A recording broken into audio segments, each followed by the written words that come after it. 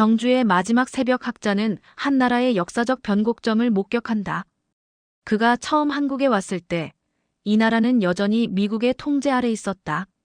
그러나 이제 그들의 대통령은 전시작전 통제권과 에너지 자립이라는 두 사슬을 동시에 끊어냈다.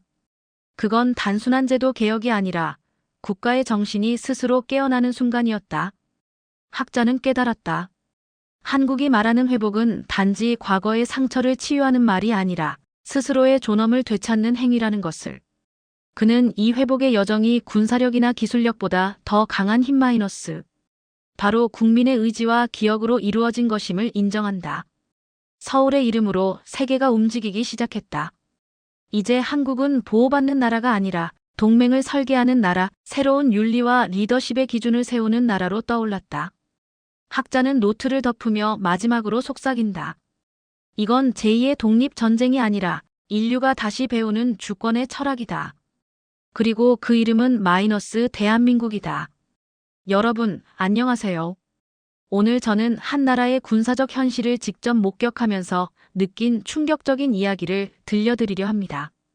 평생 동안 국제안보와 동맹 구조를 연구해온 저조차 이 나라에서 본 장면은 도저히 믿기 어려웠습니다. 저는 베를린 안보정책연구소의 연구원 펠릭스 크라머입니다. 나토의 작전체계, 미일 동맹, 유럽의 방위협력 구조까지 분석하며 살아온 사람으로서 이번에는 아시아 동맹의 중심인 서울을 찾아왔습니다. 처음 서울에 도착했을 때 저는 이 도시의 질서와 에너지에 압도당했습니다.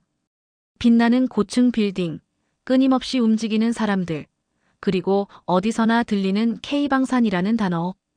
저는 이렇게 강한 나라가 과거 전쟁의 잿더미 위에서 일어섰다는 사실에 경외심마저 들었습니다. 하지만 그 감탄은 오래가지 않았습니다. 한강을 따라 걷던 어느 날 우연히 한 장교의 인터뷰를 들었습니다. 그는 외국 기자의 질문에 이렇게 답했습니다. 우리는 세계 5위의 군사 강국입니다. 하지만 전쟁이 터지면 우리 대통령은 군을 직접 지휘할 수 없습니다.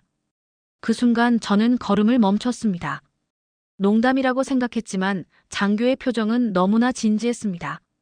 그날 저녁 저는 숙소에서 그 말을 수십 번 되뇌었습니다. 군사 강국이지만 스스로 지휘하지 못한다. 이건 도대체 무슨 말인가? 저는 바로 다음 날 국방부에 연락을 넣어 사실을 확인하기로 했습니다. 며칠 후 서울 용산의 국방부 청사에서 한 대변인을 만났습니다. 제가 조심스레 물었습니다.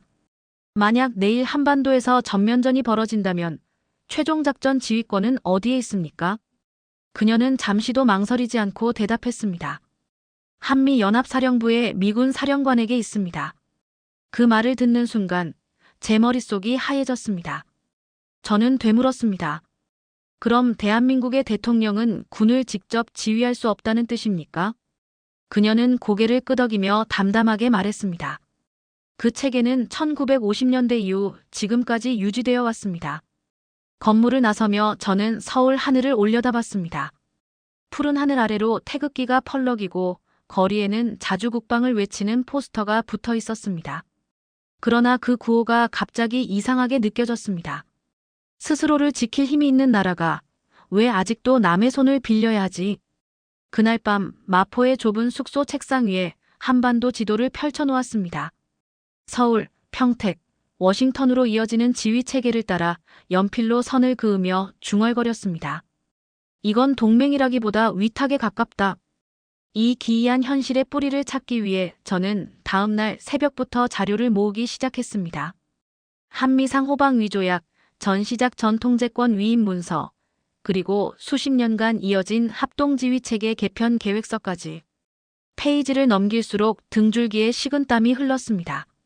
모든 구조의 중심에는 신뢰가 아닌 통제의 논리가 자리하고 있었습니다. 며칠 후 저는 연세대학교 학생 몇 명을 인터뷰했습니다. 전쟁이 나면 누가 군을 지휘해야 한다고 생각하나요? 한 여학생이 조용히 말했습니다. 미군이요. 그래야 안전하다고 배워왔어요. 그 말에 저는 아무 말도 할 수 없었습니다. 그들의 눈빛엔 두려움보다 체념이 더 짙었습니다. 돌아오는 길, 지하철 창문에 비친 제 얼굴이 낯설었습니다. 한때 저는 한국을 단지 미국의 전략적 전초기지로만 보았습니다. 하지만 지금 제 앞에 놓인 건 단순한 안보 구조가 아니라 한 나라의 숨겨진 주권 문제였습니다. 저는 마음속으로 다짐했습니다. 이제부터 이 구조의 진실을 파헤쳐보자. 한국이 왜 여전히 자신을 지휘하지 못하는지 그 답을 찾아야 한다. 그리고 그때부터 저의 서울 취재는 단순한 연구가 아니라 진실 추적이 되었습니다. 하늘엔 전투기가 떠 있었고 도심의 스피커에선 자주 국방이라는 단어가 끊임없이 울려 퍼졌습니다. 그러나 그날 밤 제 노트에 남은 한 문장은 오직 하나였습니다. 힘은 충분하다. 그러나 권한은 없다. 그 한 문장이 제가 한국에 머물며 써내려갈 모든 이야기의 시작이 되었습니다. 며칠이 지나자 서울의 거리는 점점 익숙해졌지만 제 머릿속은 오히려 더 복잡해졌습니다. 나는 이제 단순한 방문객이 아니라 한 나라의 주권을 연구하는 목격자가 되어 있었다. 한국의 군사체계가 왜 이런 형태로 고착되었는지, 그리고 왜 아무도 그 구조를 바꾸지 못했는지를 이해하려면 더 깊이 들어가야 했다. 그 무렵 나는 청와대의 한 보좌관으로부터 뜻밖의 연락을 받았다. 다음 주에 있을 대통령 기자회견에 참석해 보시죠.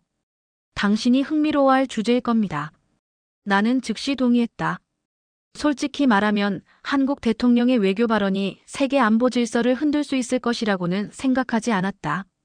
하지만 그날 그 생각은 완전히 무너졌다. 기자회견장이었던 용산 청사는 묘한 긴장감으로 가득 차 있었다. 조용히 기자들이 노트를 펼치고 카메라 셔터 소리가 예리하게 공기를 갈랐다.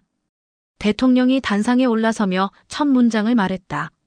전시작전 통제권의 회복은 대한민국의 자주를 위한 필연적 단계입니다.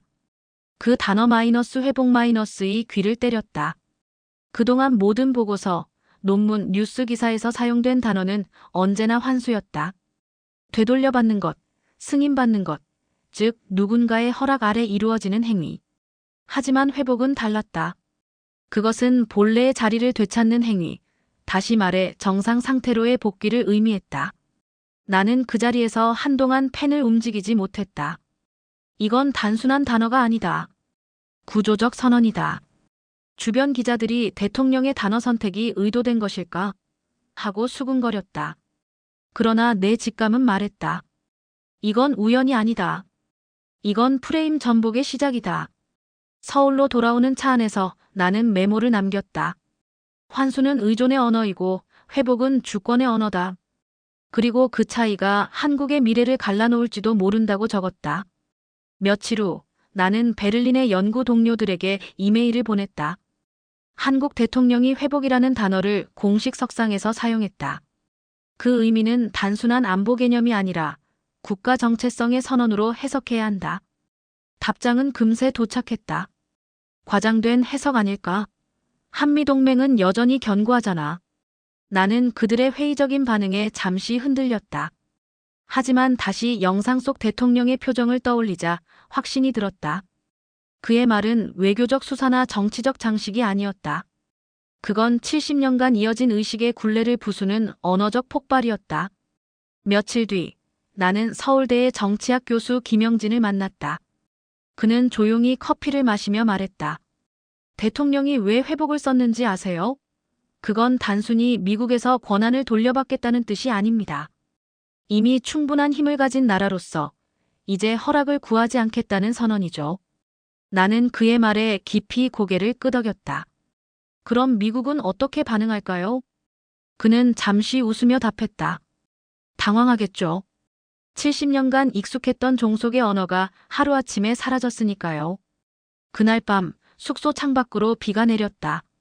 나는 노트북을 켜고 대통령의 발언 영상을 다시 반복해 보았다. 그의 눈빛은 단호했고 그 말에는 두려움이 없었다. 그 순간 나는 깨달았다. 이건 단지 군사작전권의 문제가 아니다. 이건 한 나라의 자존심을 되찾는 과정, 그리고 한 세대 전체가 종속의 무의식에서 깨어나는 각성의 순간이었다. 나는 내 일기장에 이렇게 썼다. 그의 단어는 혁명이다. 그 한 단어가 70년 된 구조를 흔들기 시작했다. 그날 이후 나는 회복이라는 두 글자를 연구의 핵심 키워드로 삼았다. 나는 더 이상 냉정한 분석가가 아니었다. 한국가가 스스로의 언어로 주권을 재정의하는 장면을 눈앞에서 본 목격자였다. 그리고 그 순간부터 나는 깨달았다. 이야기는 이제 막 시작되었을 뿐이라는 것을. 서울의 아침 공기는 여전히 차가웠지만 거리의 분위기는 묘하게 달라져 있었다. 대통령의 회복 발언 이후로 신문 일면마다 자주국방, 전작권 독립, 70년의 족쇄라는 단어가 떠올랐다. 그러나 나는 그 기사들 사이에서 이상한 불안감을 느꼈다. 언론은 여전히 그 문제를 기술적 사안처럼 다루고 있었기 때문이다. 마치 숫자와 연도, 협정 문구만 바꾸면 해결될 문제인 양. 하지만 내 직감은 말했다. 그건 훨씬 더 깊고 오래된 구조였다. 나는 워싱턴의 그림자를 추적하기로 했다. 1950년 7월 15일 이승만 정부는 미군에게 전시작 전통제권을 위임했다. 그때는 전쟁의 한가운데였다. 국토의 절반이 불타고 정부는 생존 그 자체가 목적이었다. 당시의 결정은 절박함의 산물이었지 협상의 결과가 아니었다. 그러나 그 위임은 임시 조치가 아니었다. 전쟁이 끝난 후에도 그 책에는 연합방위라는 이름으로 굳어졌다. 나는 미국 국립문서보관소에 있는 한미군사위원회 기록 사본을 열람했다. 거기엔 이런 문장이 있었다. 전시작전 통제권은 상호 합의가 이루어질 때까지 연합사령부가 유지한다. 그 짧은 문장이 사실상 한국의 군사주권을 무기한 동결시켜버린 열쇠였다. 나는 펜을 내려놓고 깊게 숨을 들이마셨다. 상호 합의란 결국 미국의 동의 없이는 불가능하다는 뜻이었다. 그날 밤 나는 미군 장교 출신의 군사자문관 로버트 하이든을 만났다. 그는 1980년대 초 한미연합사에서 근무했다고 했다. 그 시절 한국군은 훈련도 장비도 체계도 우리 기준에 비해 낙후되어 있었죠. 미국이 통제하지 않으면 작전 효율이 떨어질 수밖에 없었습니다. 그의 말은 논리적으로 들렸지만 나는 물었다. 그럼 지금은요? 한국은 세계 5위 군사력이라는데요. 그는 잠시 말을 멈추고 웃었다. 이젠 다르죠. 하지만 구조는 변하지 않았습니다. 그게 동맹의 편의이자 함정입니다. 그는 조용히 덧붙였다. 워싱턴은 한국을 믿습니다. 그러나 동시에 완전히 놓아줄 생각은 없어요. 나는 그 말에서 묘한 냉기를 느꼈다.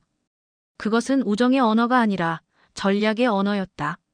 며칠 후 나는 평택 미군기지 주변을 걸었다. 높고 단단한 철조망, 깃발, 통제구역. 그러나 그 너머에서 나는 전혀 다른 풍경을 보았다.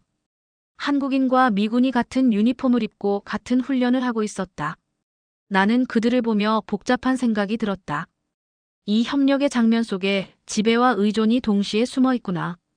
그날 밤 나는 서울의 한 신문 칼럼을 읽었다. 한미동맹은 피로 맺어진 관계다. 그러나 피의 동맹은 피로 갚아야 하는가.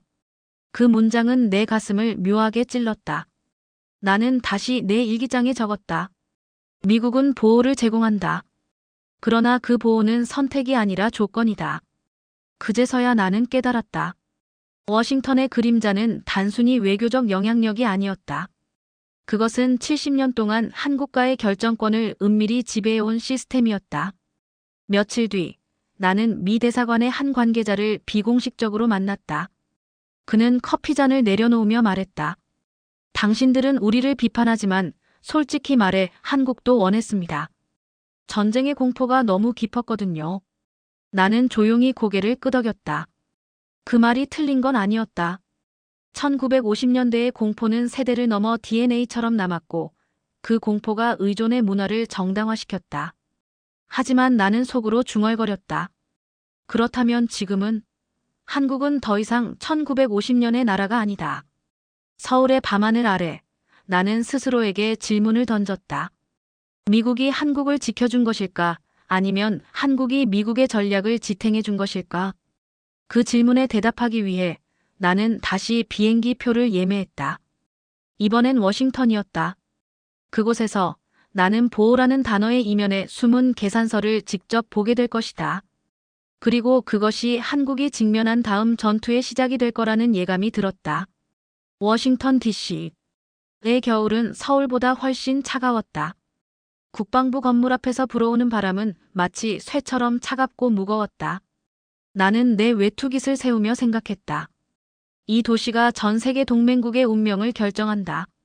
그리고 지금 한국의 이름도 이 건물 안 어딘가의 문서 위에 놓여 있다. 며칠 뒤 나는 미 의회 인근의 한 싱크탱크에서 열린 비공개 토론회에 참석했다. 주제는 한미동맹의 비용과 가치. 회의는 겉으로는 차분했지만 그 안에는 권력의 논리가 교묘하게 숨어 있었다. 한미국 군사 분석가는 이렇게 말했다. 한국은 안정적인 동맹국이지만 방위 분담금 수준은 여전히 미흡합니다. 우리는 그들의 안보를 책임지고 있죠. 그 대가를 받는 건 당연합니다. 그 말을 들으며 나는 노트를 덮었다. 그 대가라는 단어가 귀에 걸렸다. 보호가 아니라 거래. 신뢰가 아니라 청구. 며칠 후 백악관 내부 인사 한 명이 나에게 조용히 말했다. 다음 달이면 새로운 요구가 나올 거예요.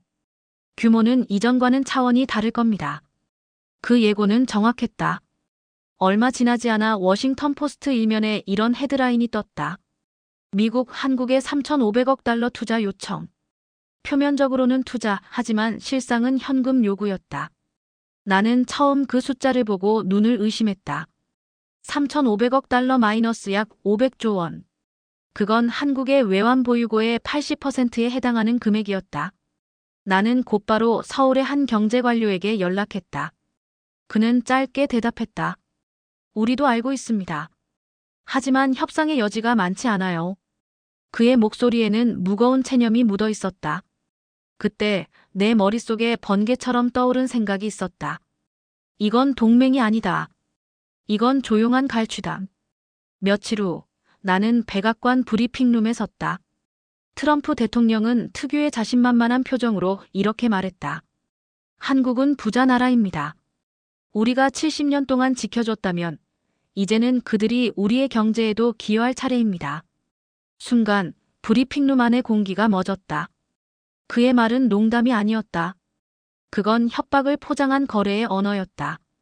나는 다음 날 새벽 베를린 연구소의 동료에게 전화를 걸었다.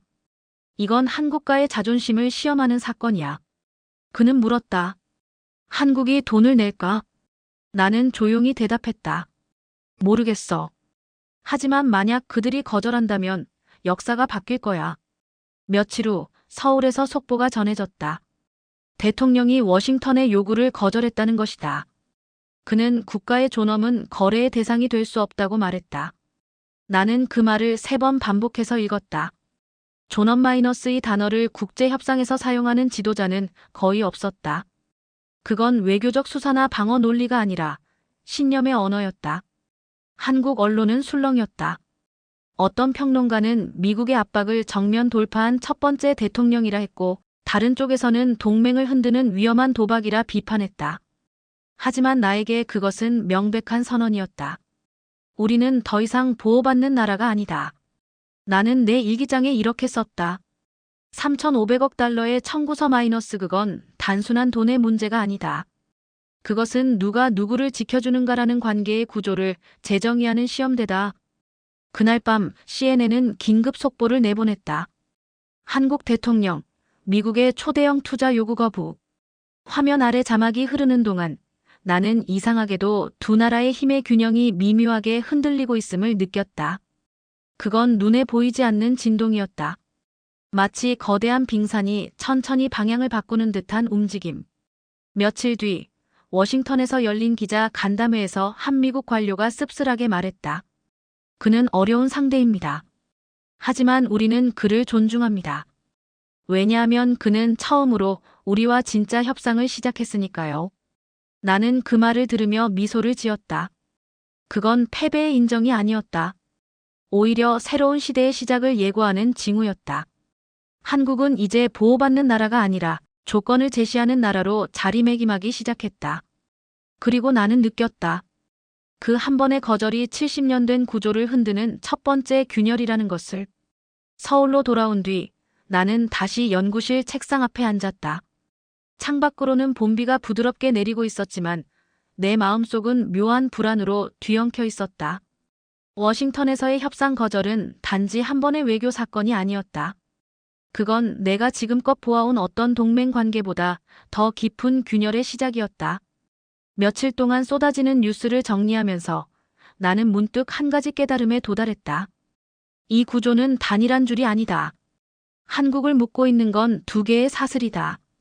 첫 번째 사슬은 내가 이미 본 것이었다. 마이너스 전시작 전 통제권, 즉 군사주권을 묶고 있는 쇠사슬.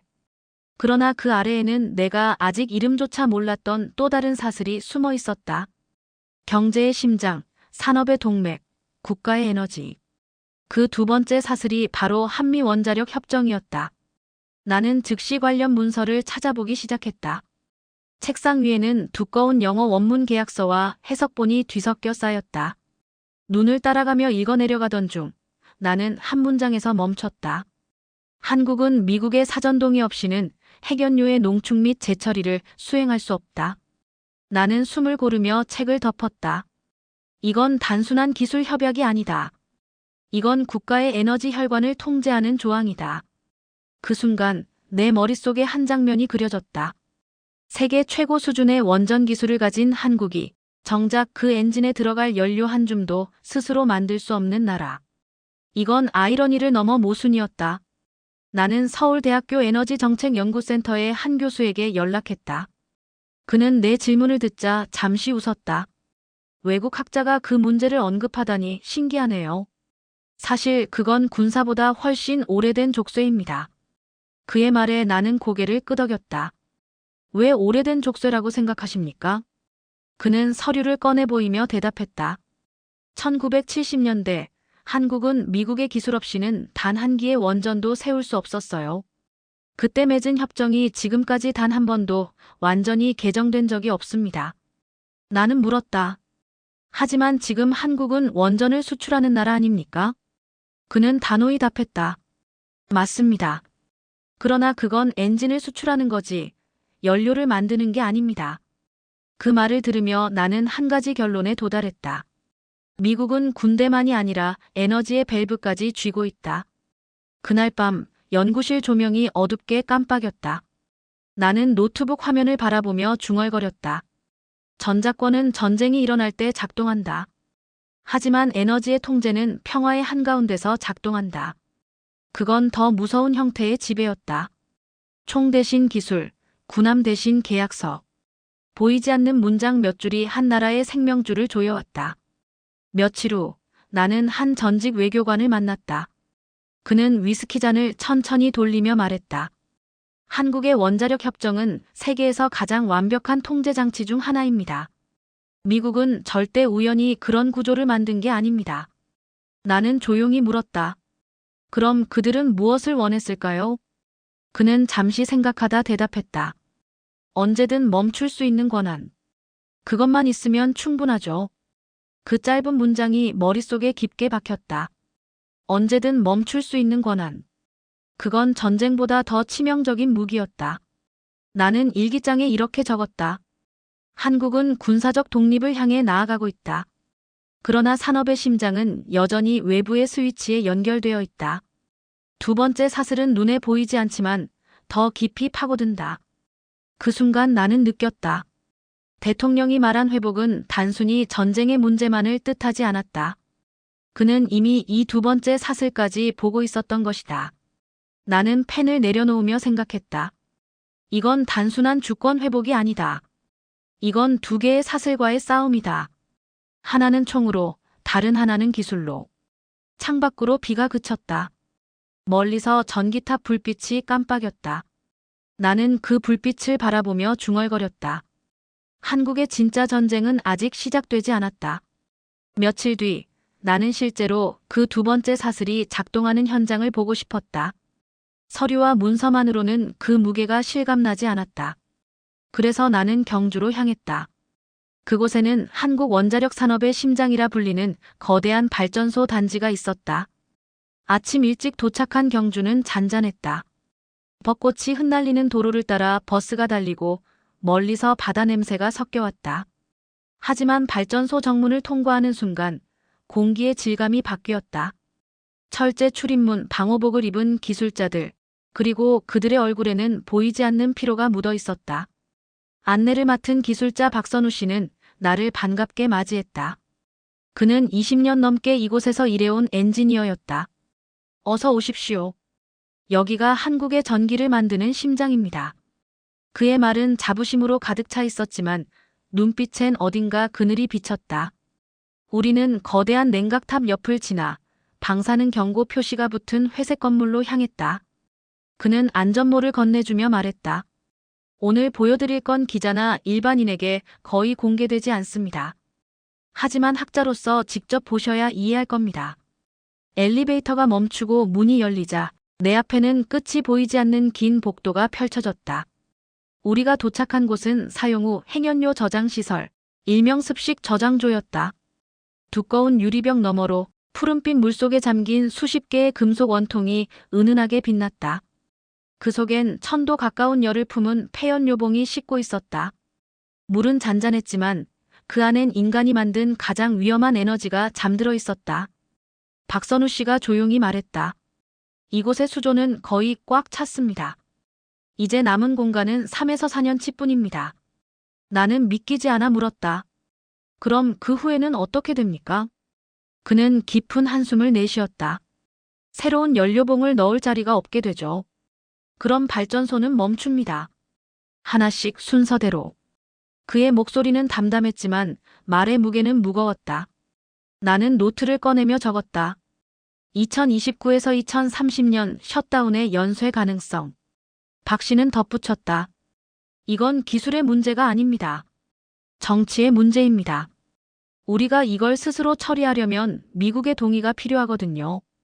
나는 그 말에 숨이 막혔다. 미국의 동의요? 그는 고개를 끄덕였다. 한미 원자력 협정에 따라 우리는 사용 후 핵연료를 재처리할 수 없습니다. 이건 비핵화 명분으로 포장되어 있지만 사실상 기술 봉쇄 조항이죠. 나는 유리창 너머를 바라보았다. 그 푸른빛 수조 안에는 단순한 폐기물이 아니라 한국 산업 전체를 멈출 수 있는 시한폭탄이 있었다. 박 씨는 고개를 숙이며 말했다. 이 안의 연료는 95%가 재활용 가능합니다. 하지만 미국의 허락이 없으면 우리는 그 95%를 영원히 쓸 수 없습니다. 그게 가장 답답하죠. 그는 잠시 말을 멈추고 수조 표면에 떠오르는 물결을 바라봤다. 저희는 세계에서 가장 안전한 원전을 만들 수 있습니다. 하지만 그 안의 연료를 스스로 다룰 권한은 없습니다. 이 모순이 50년째 이어지고 있습니다. 나는 그 말에 아무 대답도 할 수 없었다. 한 나라의 기술자들이 자신들이 만든 엔진을 멈추지 않기 위해 타국의 서명을 기다린다는 사실이 믿기지 않았다. 발전소를 나서며 나는 하늘을 올려다봤다. 회색 구름 사이로 햇빛이 스며들고 있었다. 그 빛은 아름다웠지만 마음 한켠에는 불편한 그림자가 남았다.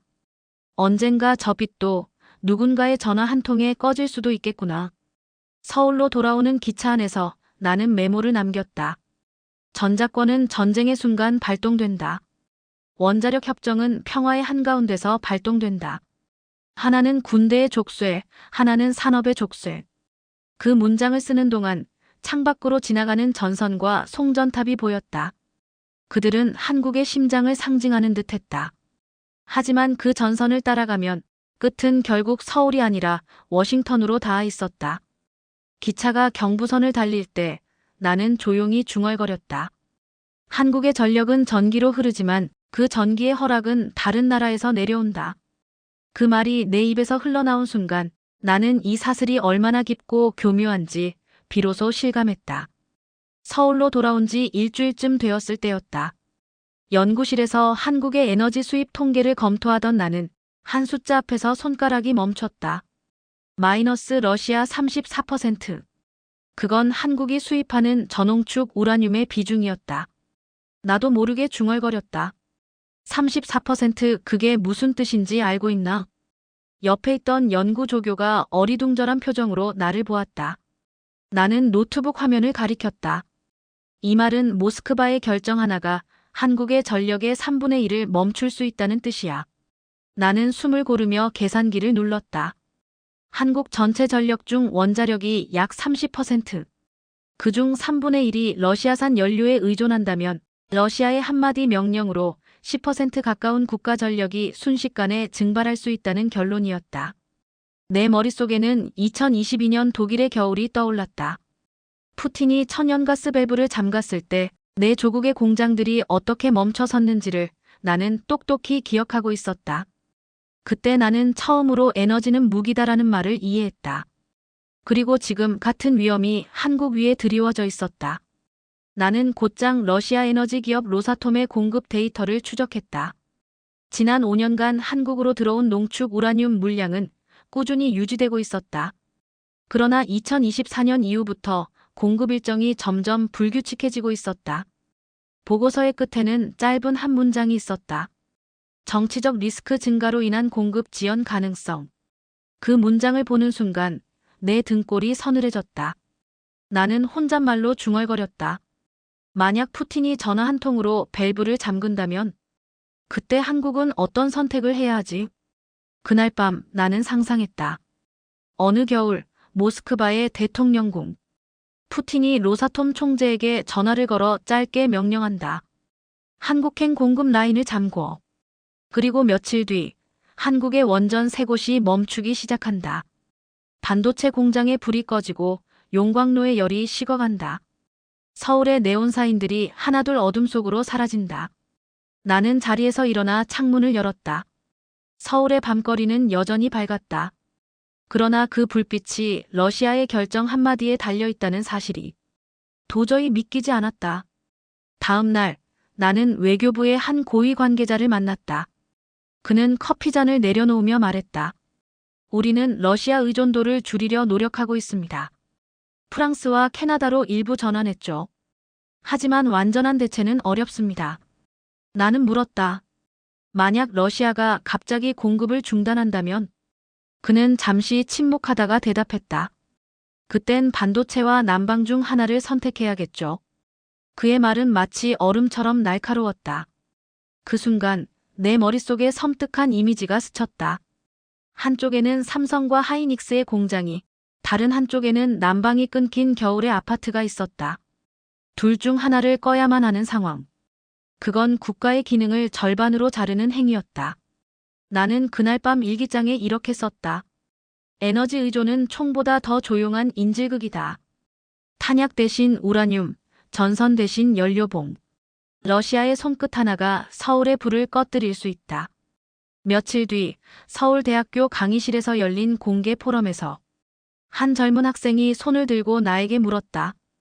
교수님, 그럼 한국은 미국과 러시아 사이에서 영원히 의존해야만 하는 나라입니까? 나는 잠시 말을 잃었다가 조용히 대답했다. 아니요. 그러나 독립에는 대가가 따릅니다. 그 대가를 지불할 준비가 되어 있을 때 비로소 진짜 자주가 시작되는 겁니다. 학생의 눈빛은 흔들리지 않았다.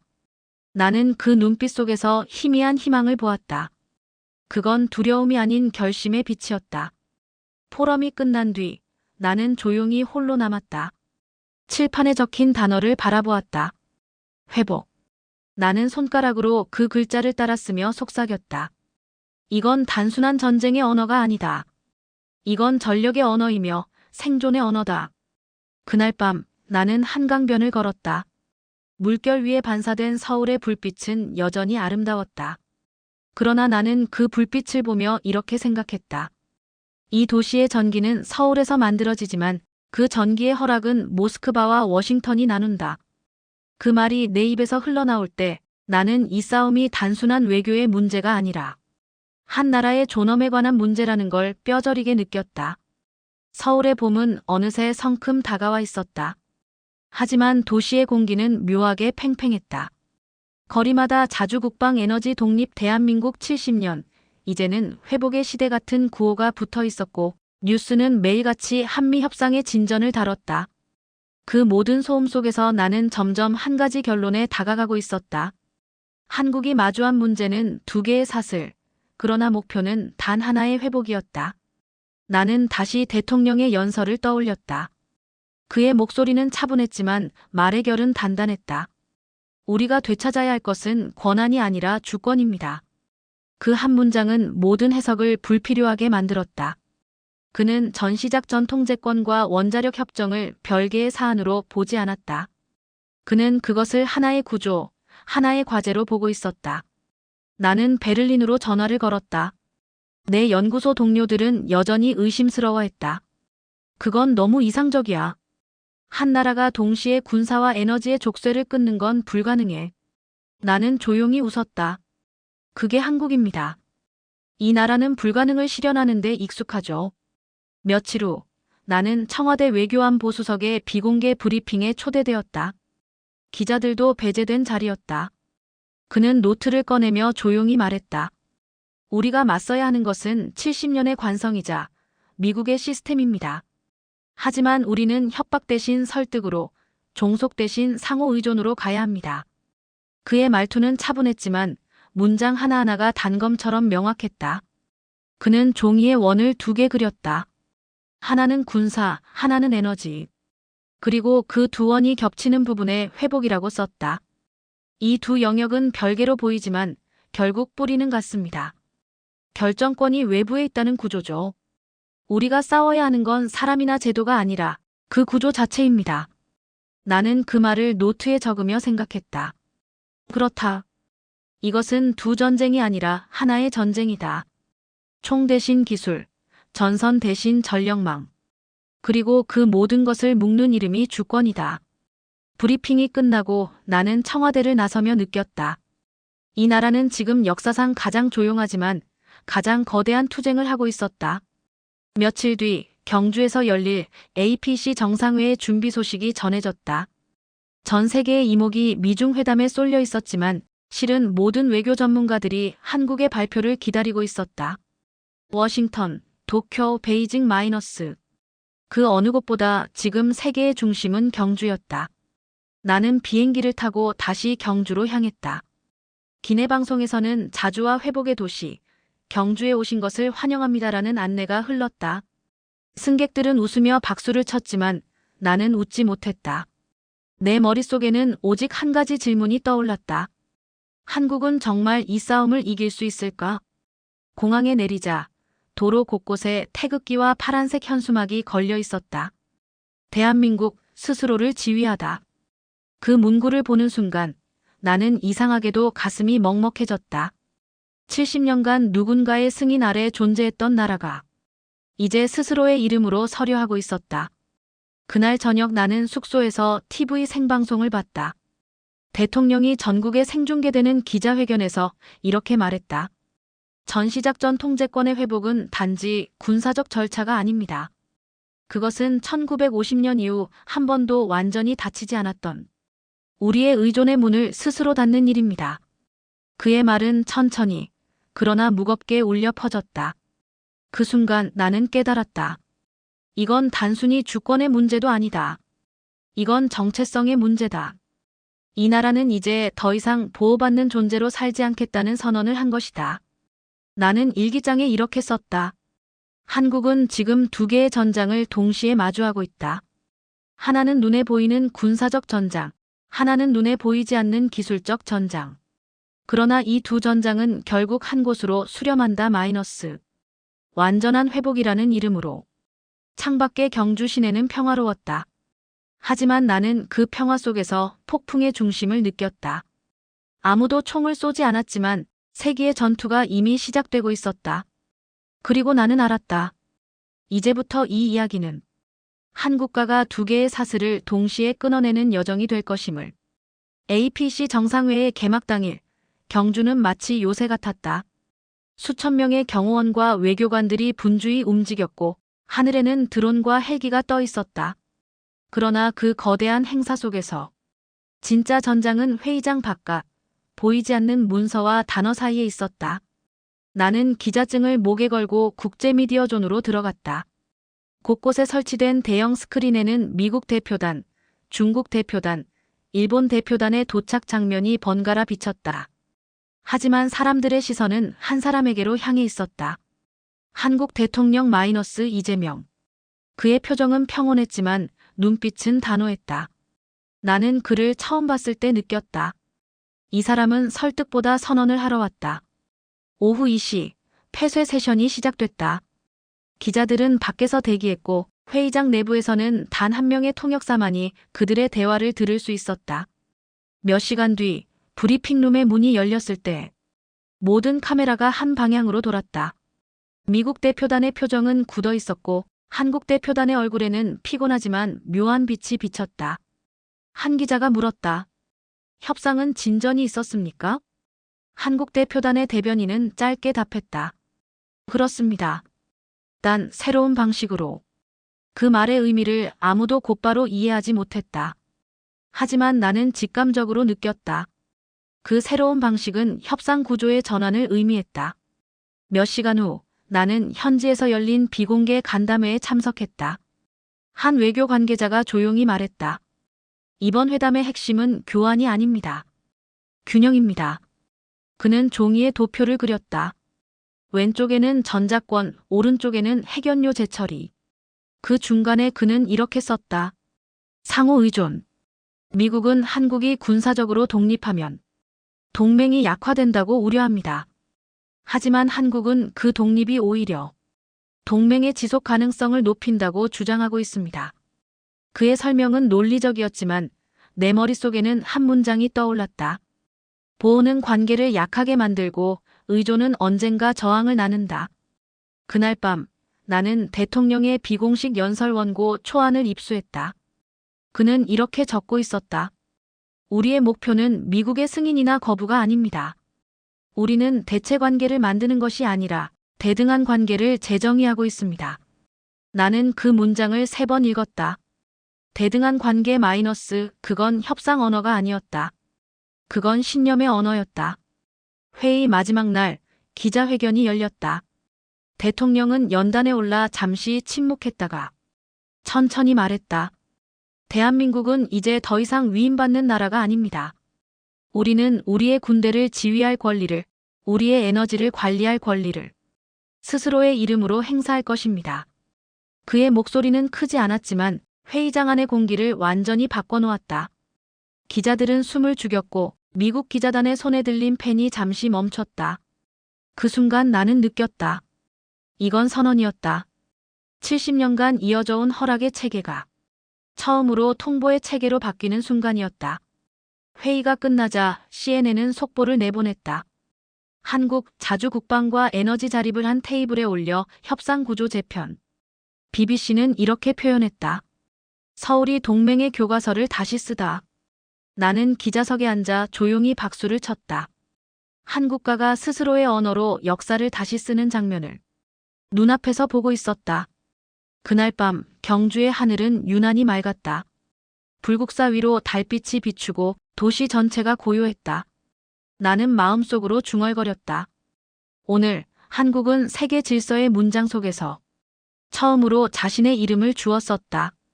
그 문장은 내 일생의 연구를 한 문장으로 요약해버린 듯했다.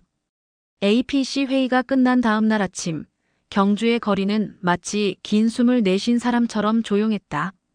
관광객들의 발걸음이 다시 늘어났고 외신 기자들은 서둘러 호텔을 떠났다. 그러나 나는 떠나지 않았다.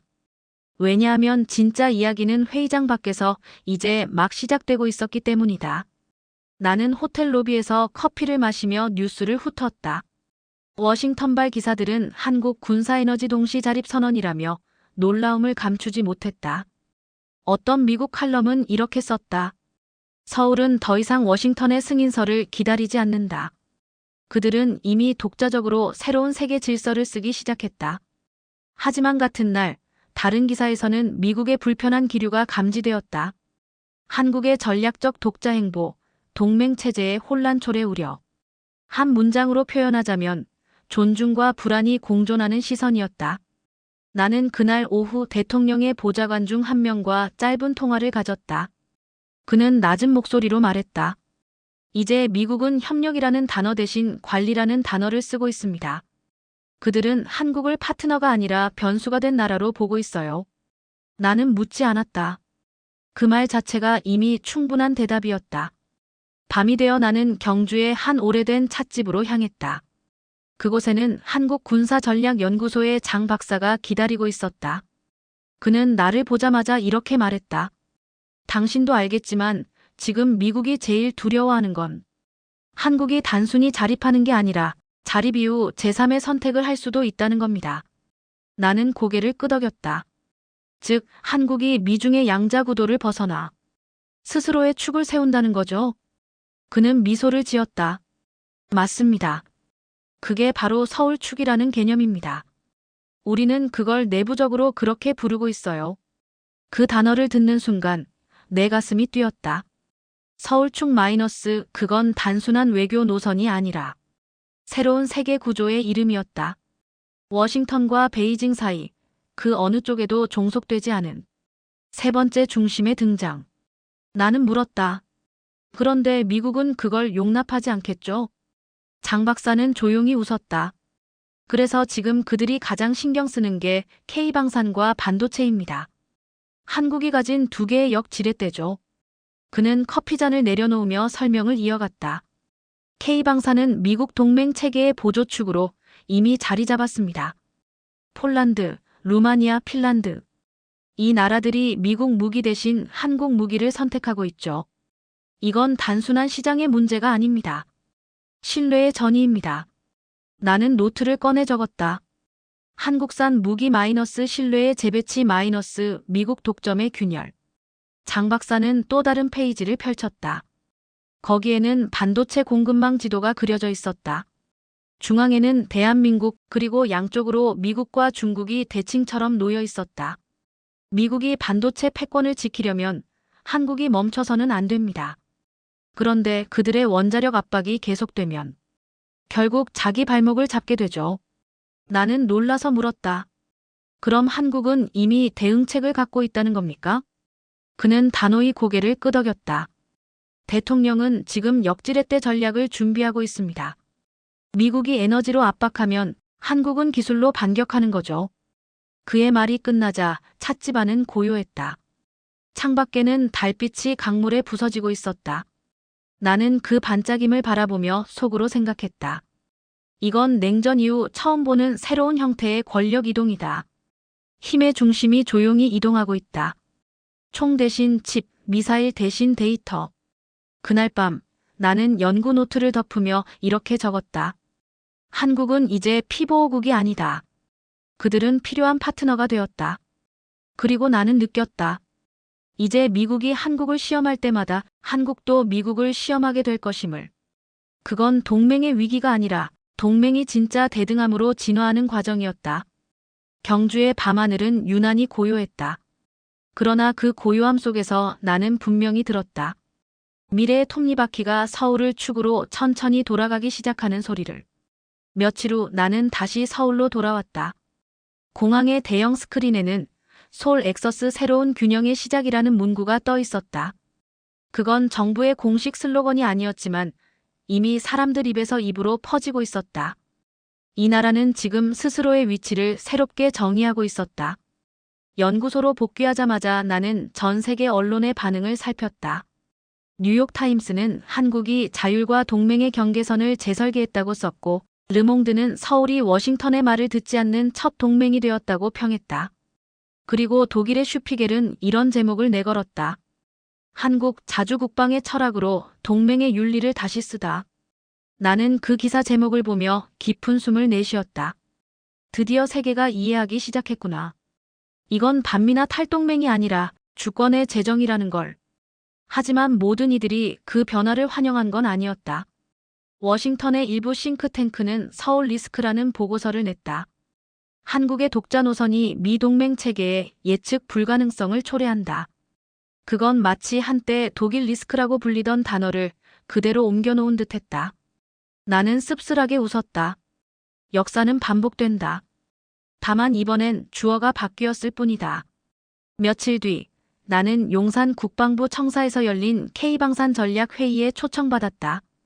회의실 안에는 장군들과 기술자들, 외교 전문가들이 한자리에 앉아 있었다. 화면에는 한국의 K 전차, KF-21 전투기, 그리고 차세대 유도탄의 영상이 번갈아 비쳤다. 그 장면을 보는 순간 나는 문득 깨달았다. 이 무기들은 단순히 철과 화약의 산물이 아니다. 이건 신뢰라는 새로운 화폐다.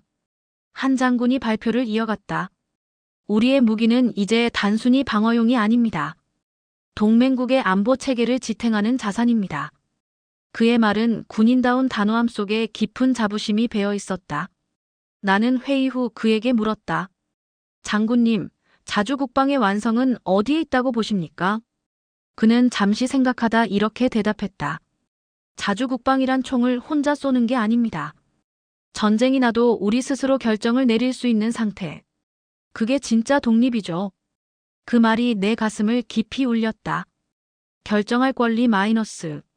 결국 모든 주권의 핵심은 그 한 문장으로 수렴됐다. 며칠 후 나는 여의도에서 열린 한미에너지 협력 세미나에 참석했다. 놀랍게도 이번 세미나에는 미국 측 대표단이 먼저 참석을 요청했다.